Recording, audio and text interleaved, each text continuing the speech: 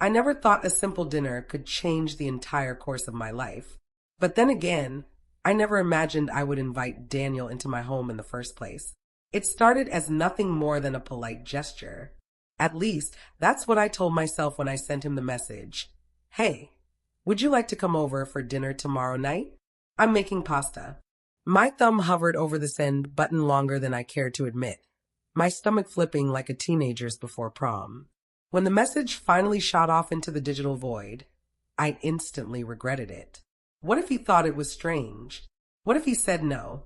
What if he thought I was asking for something more than just dinner? But a few minutes later, his reply came back, I'd love to.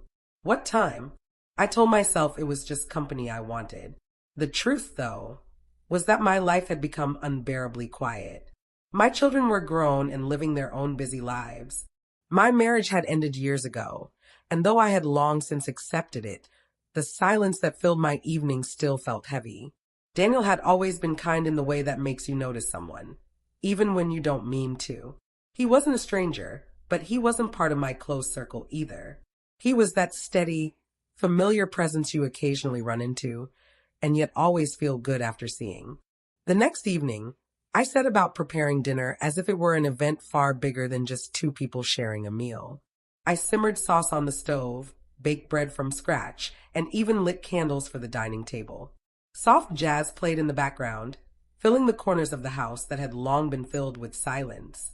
When the doorbell rang, my heart jumped into my throat. Daniel stood there in a pressed shirt, his hair still damp from a shower.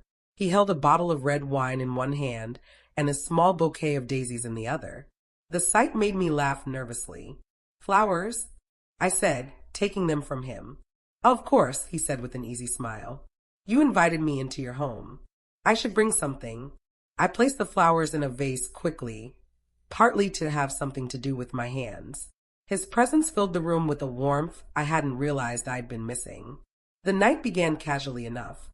We sat at the table, eating pasta and sipping wine, and the conversation flowed more easily than I expected. We talked about work, about our favorite books, about places we dreamed of traveling to one day. He made me laugh so hard at one point that I had to set my glass of wine down before I spilled it. But somewhere between laughter and lingering glances, the air shifted. At one point, I rose to get dessert from the kitchen. Daniel followed, taking the dish from my hands. You don't have to treat me like a guest, he said softly. I came here for you, not the food. I froze at his words, my heart pounding. For me. What did that mean? We ended up moving from the dining room to the couch, still talking, our knees brushing against each other. I found myself confessing things I hadn't told anyone in years, that I sometimes felt invisible, that I missed being someone's first choice, that I wasn't sure who I was beyond the roles I had always played. Daniel listened, his eyes steady on mine. When I finally felt quiet, he spoke gently. You deserve to be seen, he said, and you deserve to be chosen. His words undid me. The tears that welled in my eyes weren't ones I had expected.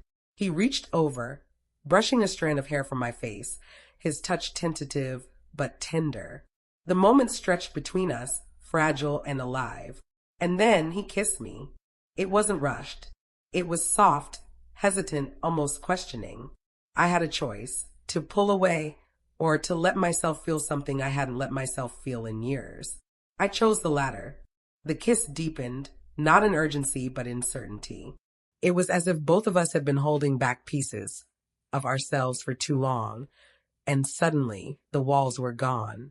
When we finally pulled apart, both breathless, he whispered, that wasn't just dinner. I laughed through the tears in my eyes. No, it wasn't. From that moment, everything changed.